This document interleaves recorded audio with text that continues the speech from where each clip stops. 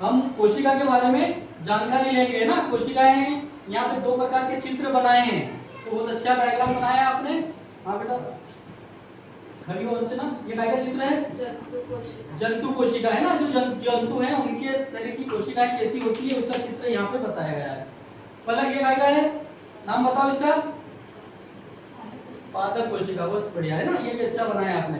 तो दो प्रकार की कोशिका होती है प्राणियों में, वनस्पति और प्राणियों में, मतलब जंतु और पादप में, दोनों में दो कोशिकाएं होती है। तो पहले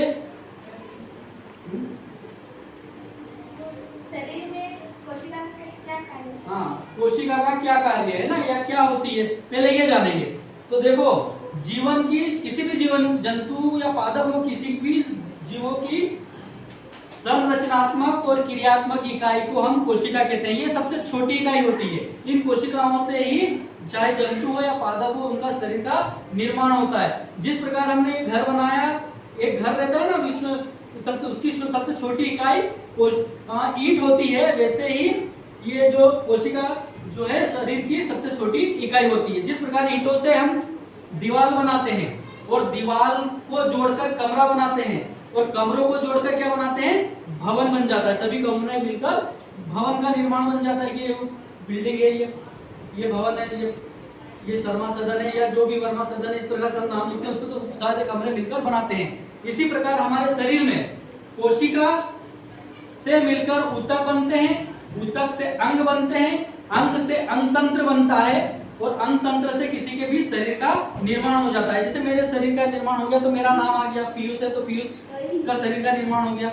इधर अपने जो लड़की बैठी है काजू, ये इसका शरीर का निर्माण हो गया। तो सबका शरीर का निर्माण इसी प्रकार होता है, ठीक है ना। तो सबसे छोटी इकाई कोशिका है। मकान की सबसे छोटी इकाई कौन सी है?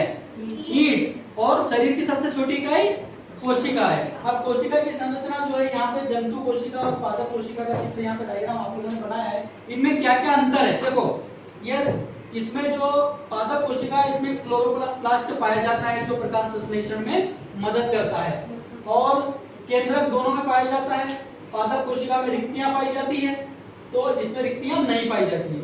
इसमें बड़ी रिक्तियां पाई जाती है, होती भी है तो बहुत छोटी छोटी होती है। अब इस जंतु कोशिका में देखो राइबोसोम पाया जाता है, इसमें राइबोसोम नहीं पाया जाता है ना, दोनों में।